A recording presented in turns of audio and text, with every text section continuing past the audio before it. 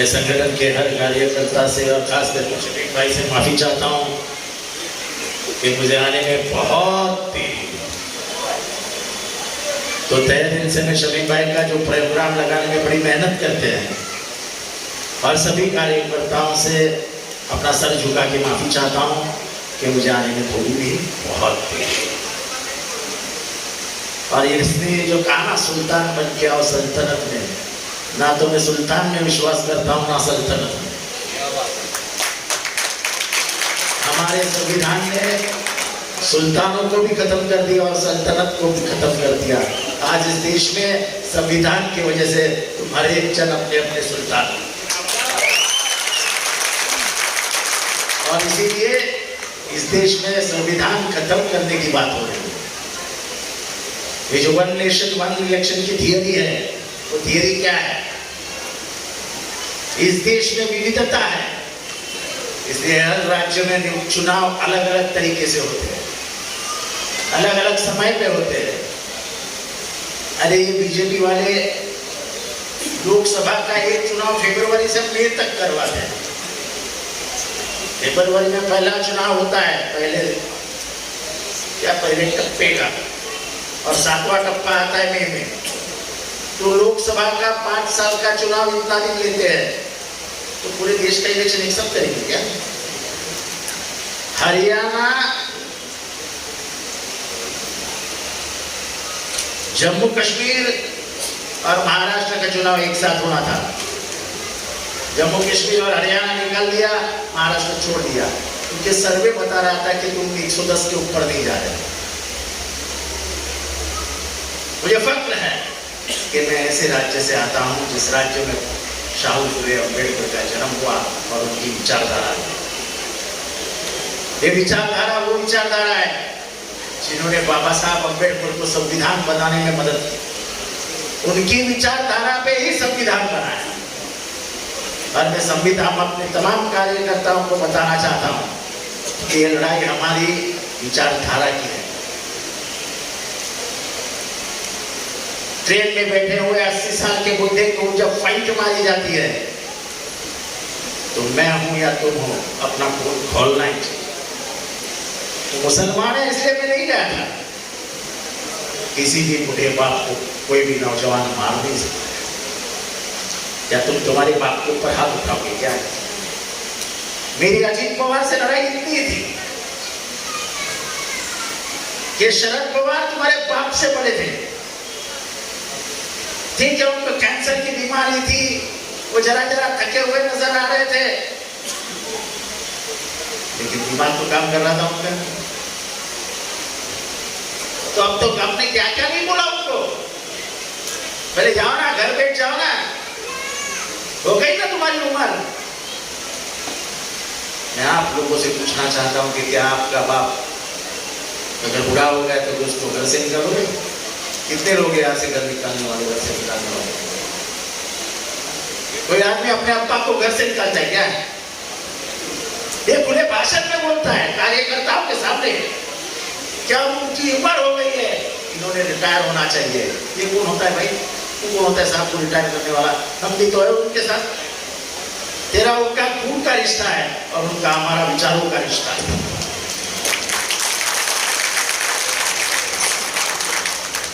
नहीं हमें शरद पवार जी ने कहा कि मैं बीजेपी के साथ नहीं आऊंगा, मर जाऊंगा लेकिन बीजेपी के साथ नहीं आऊंगा। तुमको जाना जाओ, मैं रोका नहीं। हम भी चाहते तो हम भी चले जाते, पर इस देश की विचारधारा कभी भी जातिवाद नहीं सीखी। इस देश की विचारधारा कभी भी सेक्युलरिज्म के खिलाफ बातें करना नहीं सिखाती। तो गुजरात में हत्या हुई, कई हत्याएं हुई, इसमें से एक जो बानो क्या उसका चलता है, बिल्किस बानो, 14 हत्याएं हुई उसके घर पे। तो उसके ऊपर भी बलात्कार हुआ। वो मर गई ऐसा समझ के लोगों ने उसको छोड़ दिया मारने वालों ने, और वो बच गई। वो बच के मुंबई आ गई और वो एक कानूनन लड़ाई लड़ी इसमें सब लोग गिरफ्तार हो गए, उनको उम्र कैद की सजा लगी। यही बीजेपी सरकार थी गुजरात में, उन्होंने खास कानून बनवाया और उसको रिहा कर दिया। सब आरोपी बाहर आए, उनके लड्डू पेड़े खाए और उन्होंने क्या कहा पता है कि ये लोग सवर्ण है, बड़े जात के हैं। मैं कोई जाति का नाम नहीं लेता हूं, लेता है कहीं बड़ी बवाल हो जाएगा। ये ऊपर जाति के हैं तो ये ऐसा निचला काम नहीं कर सकते। तो निचला काम क्या नीचा नहीं करेगा? तो आज ओडिशा में जिस औरत के कपड़े उतारे गए वो कौन था सामने वाला? पुलिस ऑफिसर पुलिस स्टेशन में रेप करता है। ओडिशा में बीजेपी का राज है, कोई नहीं बोल रहा है। वो बंगाल में किसी डॉक्टर ने क्या किया तो ममता दीदी को ऐसा घेरे जैसे ममता दीदी ने रेप करवाया। समान न्याय होना चाहिए, समान न्याय।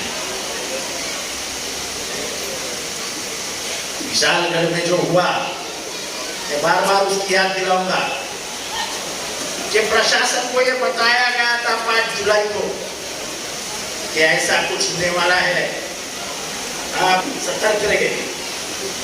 जिला अधिकारियों ने पुलिस को जाके निवेदन दिया था कि लोग घुसने वाले हैं, सतर्क रहिए। 12 तारीख को फिर से पुलिस स्टेशन गए, बताया कि ऐसा कुछ होने वाला है, लेकिन बंदोबस्त नहीं लगाया। रात के अंधेरे में 100 लोग ऊपर चढ़ गए और सुबह होते ही 1300 साल पुराना दरगाह जो 1058 में बनवाया था उसका घुमट तोड़ डाला, नीचे उतरे राक्षस। और जो शिवाजी महाराज ने गांव बनाया था गजापुर, उसमें एक मस्जिद थी, मस्जिद का पूरा सब नक्शा हुआ। शिवाजी महाराज ने अपने आदेश में कहा था कि जिस भी गांव में तुम जाओ, उस गांव की खेती को, उस गांव के औरतों को, उस गांव के मंदिर मस्जिदों को और उस गांव की पवित्र किताबों को कभी भी हाथ मत लगाना। यह आदेश आज भी लिखित में लिखता है। शिवाजी महाराज कभी जात पात मानते ही नहीं। आपको बहुत लोगों को कब मालूम होगा कि शिवाजी के महाराज के गुरु हुआ करते थे, उनका नाम है याकूब बाबा। रत्नागिरी का कोई है क्या? रत्नागिरी का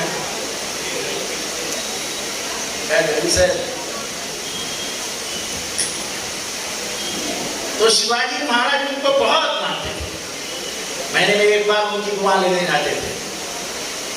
शिवाजी महाराज ने उनके नाम पे 722 एकड़ जमीन इनाम करके रखी है। आज भी वो इनाम का पेपर आपको उस गांव में मिलता है। ये थे शिवाजी महाराज। जब वो औरंगजेब के दरबार में गए तो किसको लेके गए? एक मुसलमान को, मदारी मेहता। ये भारत महाराष्ट्र का इतिहास है। हमारी ज्योतिबा फुले की बीवी जिसने पहली बार औरतों के लिए स्कूल खोली, सावित्रीबाई, उसके साथ और खड़ी थी फातिमा भी। दोनों को पत्थर मारे गए, दोनों को गोबर मारा गया, दोनों पीछे नहीं हटी। आज जितनी भी औरतें हमें पीढ़ी की दिखती है ना, वो सब सावित्रीबाई फुले और फातिमा बीवी की देन है। ये विचारधारा छोड़ ही नहीं सकते। ये महाराष्ट्र के राज्य से गद्दारी होगी। इतना पैसा खा रही है सरकार कि शिवाजी महाराज का पुतला आगे से टूट गया। और वो जो आपटे था ना, जयदीप आपटे, जो उसने बताया था, वो तो पहला ऐसा पुलिस के हाथ में मिला कि मैंने मालूम है, उसने ऐसा चिट्ठी लिखा था कि मैं घर में जाने वाला हूँ, चाय पीने वाला हूँ, घर में पोहा भी खाने वाला हूँ, मेरा पोहा खाते हो जाएगा, चाय पीते हो जाएगा, तो 4:30 बजे के तब आप आ जाना और मुझे पकड़ के ले जाना। ऐसा कोई आरोपी पकड़ा जाता है क्या? हमको मालूम नहीं कि आरोपी कैसे पकड़े जाते हैं और आरोपी हाजिर कैसे किए जाते हैं।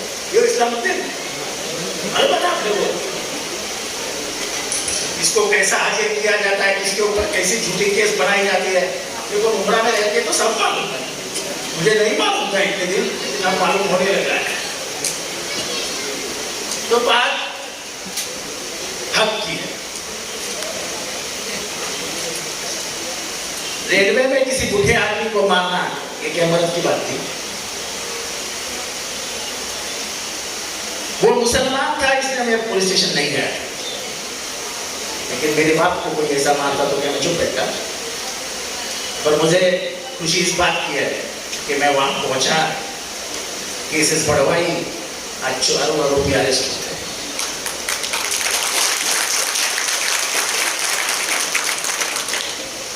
आपको शायद याद होगा और याद रखो कि धर्मांतरण का मुद्दा उठला था इधर,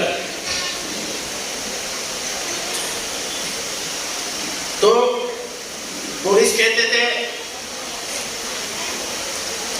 ये 400 लोगों का धर्मांतरण हो गया और यहां से कुछ नौजवान काम करते हैं। यूपी की पुलिस आ चुकी थी, कुछ नाम उन्होंने निकाले थे, 56 नाम थे, 56 नेम्स। मैंने सोचा घर में बैठ के अगर ये 56 लोग अरेस्ट हो गए तो इनकी तो जब जिंदगी तबाह हो जाएगी। किसी को इलाहाबाद कोर्ट में रखते, किसी को लखनऊ कोर्ट में रखते, किसी को जौनपुर कोर्ट में रखते, किसी को गोरखपुर कोर्ट में रखते, किसी को सिद्धार्थनगर कोर्ट में रखते। क्या करते बेचारे के बाबा। तो मैं एक दिन गुस्से से पुलिस स्टेशन में पहुंचा और मैंने पूछा कि भाई इंस्पेक्टर साहब, मुझे एक नाम बताओ जो धर्मांतरित हुआ है, और एक नाम बताओ कि उस आदमी की और इस आदमी की बात हुई है। ये जैसा ही बवाल मैंने खड़ा किया, 24 घंटे के अंदर पुलिस ने प्रेस कॉन्फ्रेंस ली और कहा कि एक आदमी का भी धर्मांतरण नहीं है। उसके बाद जितने बच्चे पकड़े थे सभी को छोड़। लेकिन आपको क्या देखना है, संगठन को क्या देखना है? आपको मालूम है राज्य सरकार की ताकत क्या होती है? आज आसाम में एनआरसी लग गया है, किसी को मालूम है यहाँ पर कि आसाम में एनआरसी लग गया है? आसाम में सबसे बड़ा डिटेंशन कैंप है, इसको मालूम है? आसाम का मुख्यमंत्री हिमंता शर्मा बिस्वास ये सबसे बड़ा जातिवादी धर्मांतरित नेता है, फैनेटिक है, फैनेटिक पागल। आसाम का इतना करप्शन देश में कहीं नहीं हो रहा है। हर एक गाड़ी जो अंदर जाती है 3000 रुपया देना पड़ता है। मनोहर भाई 3000 रुपया गाड़ी अंदर जाती है, 11,000 बाकी टैक्स फीस भरो। ये टैक्स को कहते हैं आसाम टैक्स। तो आसाम में आना है ना, और 3000 रुपया गाड़ी अंदर लेते जाओ।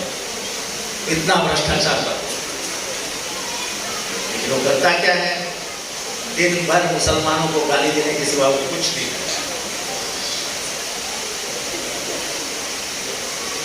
और आसाम में बड़ी तादाद में मुसलमान हैं, फिर भी आसाम का मुसलमान आज घबराया होगा। क्या मालूम कब रात को घर में आ जाएंगे और उठा के जेल में डाल देंगे एनआरसी के नाम पे। तो राज्य सरकार की ताकत कम मत समझो। सीएए और एनआरसी में सबसे बड़ा अगर खेल कोई कर सकता है तो वो राज्य शासन ही करेगा, और इसलिए इस राज्य शासन को फिर से हिलाना है। और ये काम ताकत से अगर कोई कर सकता है तो सिर्फ हमारा संगठन कर सकता है, क्योंकि संगठन के ही जान में हम चुनाव लड़ते हैं। आवाम वोट डालेगी, लेकिन आवाम के पास पहुंचेगा कौन? तो आवाम के पास जितेंद्र आव्हाड, शमीम भाई, चानू पठान, हमारे भाई साहब सिराज डुमरे, ये सबका चेहरा लेके पहुंचेगा कौन? आप लोग पहुंचेगा। सभी नगर सेवक, यानी हीरा भाई है, हमारे यूनुस भाई है, हमारे रेहत भाई है, हिमांशु भाई,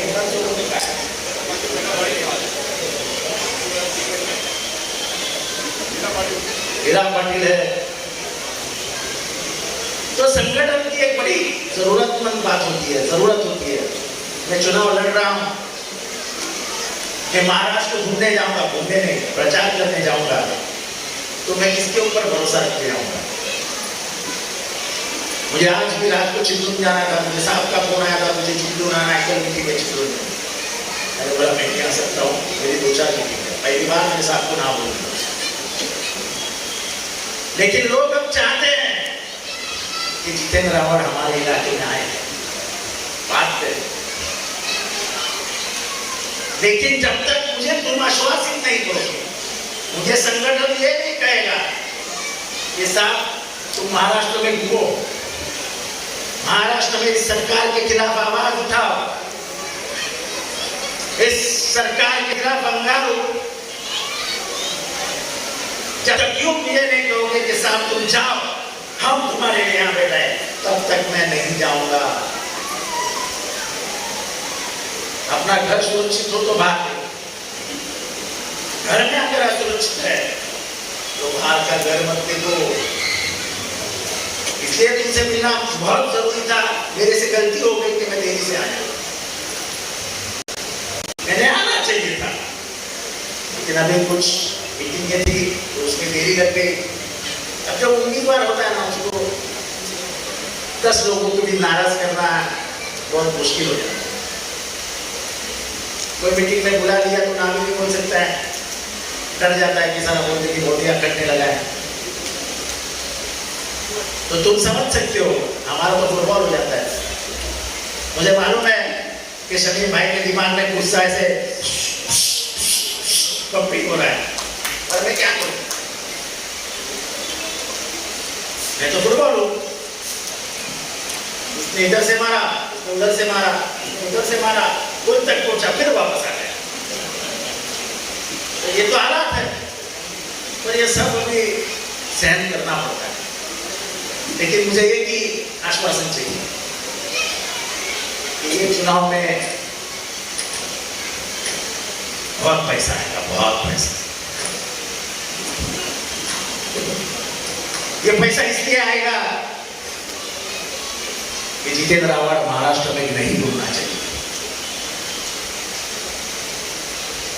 जितेंद्र रावण अजित पवार के खिलाफ नहीं बोलना चाहिए। अरे जो आदमी ठीक मुंह से किसी से बात ही नहीं करता, वो क्या राजनीति करेगा? मैं अजित पवार के बारे में बोल रहा हूं, उसको कभी पूछना कार्यकर्ताओं के साथ ठीक से बात किया है क्या? कार्य क्या करता? अरे तेरा क्या खाया हो क्या?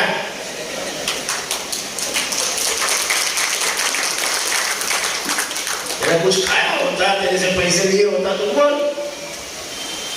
और तेरे जान पे राजनीति नहीं कर रहे हैं, हम तो शरद पवार के जान पे राजनीति कर रहे हैं। और आज के फख्र से बता रहे हैं कि हम शरद पवार के जान पे राजनीति करते हैं और वो हमसे मोहब्बत भी करते हैं। तुम तो हमको ऐसा इस्तेमाल करते थे जैसे तुम्हारे घर के बर्तन मांगने वाले हैं। हमको नहीं पसंद। मैं जितना भी साल उनके साथ रहा, मेरी अजित पवार से कभी नहीं चली। और क्या करते हैं आप शरद पवार? उनको बोलो तो शरद पवार नाराज हो जाएंगे, ये डर था, इसलिए बोला नहीं करते थे। जिस दिन समझ में आया कि साला इसने ही अपने बाप के खिलाफ बोल दिया, तो मैंने मेरा मुंह ही खोल दिया और ऐसा बोला कि जितने कपड़े थे सब निकाल रहे।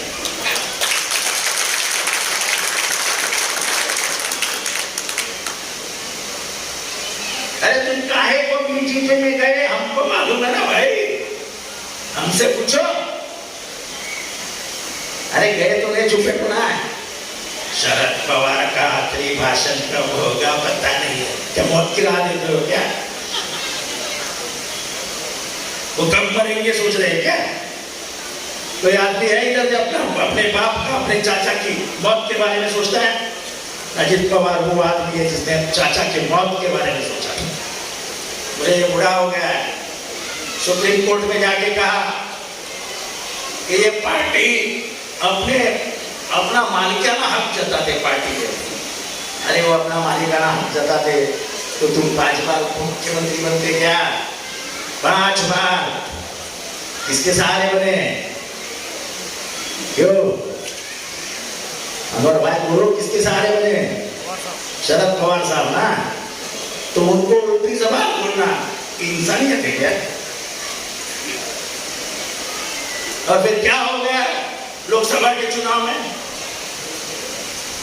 जिस बारामती के ऊपर दादागिरी करते थे, उसी बारामती के लोगों ने 50,000 से पीछे रखे थे।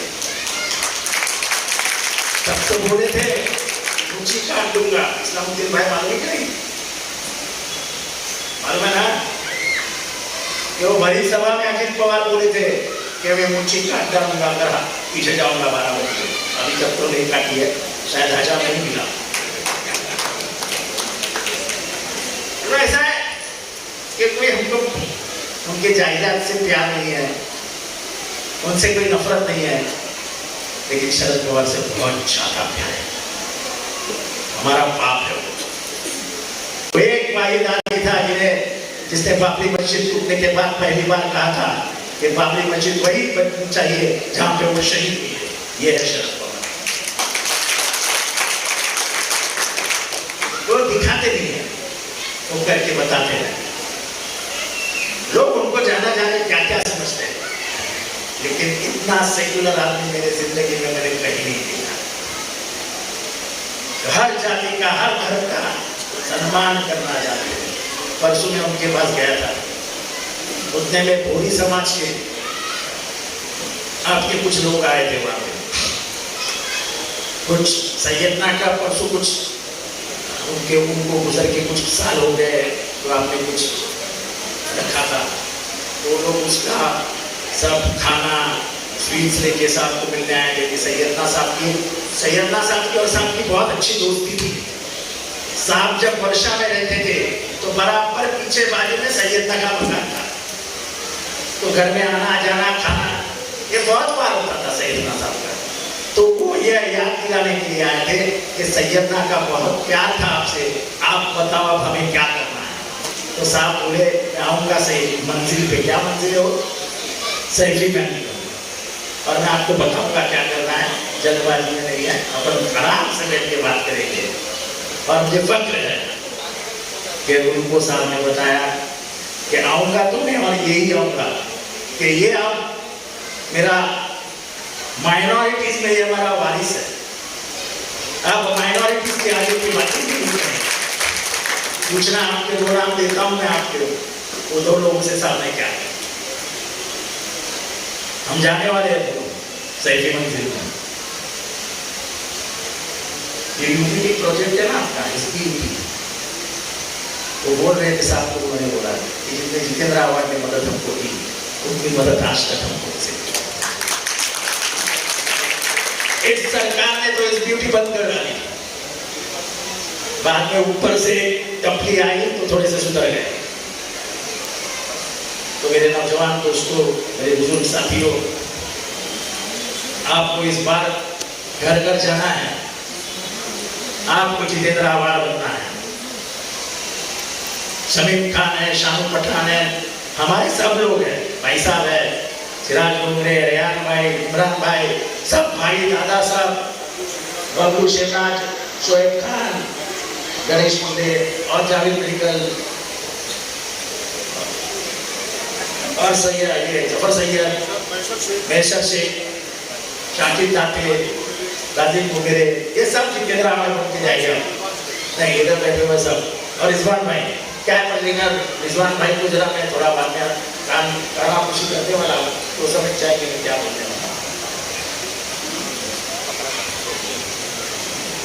देखो दोस्ती निभाओ रिजवान भाई, लेकिन कहाँ निभानी की है उसकी भी जगह बनी है।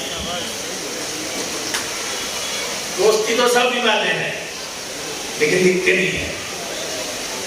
आपके दिल में कुछ नहीं है लेकिन आप दिख गए ना दोस्ती निभाते हुए, तो ये जरा संभाल के। तो भाई और बहनों, ये 3 महीने मेरे ख्याल से 27 तारीख को इलेक्शन कमीशन ऑफ इंडिया की मीटिंग है मुंबई में, 7 तारीख को आचार संहिता लग जाएगी और 15 से लेकर 30 नवंबर तक चुनाव हो जाएगा। हमको इतना ही देखना है, सिर्फ महाराष्ट्र की मुमरा कलवा की बात मत सोचो, जहां जहां आपके रिश्तेदार हैं, जहां जहां आपके दोस्त यार हैं, सभी को बोलो सेक्युलर लोगों के लिए वोट डालो और महाराष्ट्र विकास आघाड़ी का मुख्यमंत्री बनना चाहिए। ये काम मेरे लिए तो मेहनत करो ही, लेकिन मेहनत उन सब लोगों को करो जो 288 में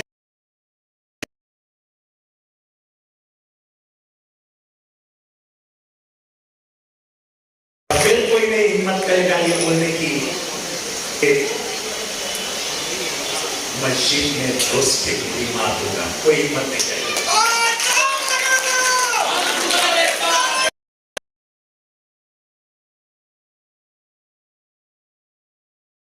कोई हिम्मत नहीं करेगा किसी चाचा के ऊपर हाथ उठाने का, कोई हिम्मत नहीं करेगा किसी मस्जिद को शहीद देने का, शहीद कर देने का, मस्जिद पे पथराव करने का, कोई हिम्मत नहीं करेगा। हम वही काम करेंगे कि किसी ने मंदिर पे पथराव किया,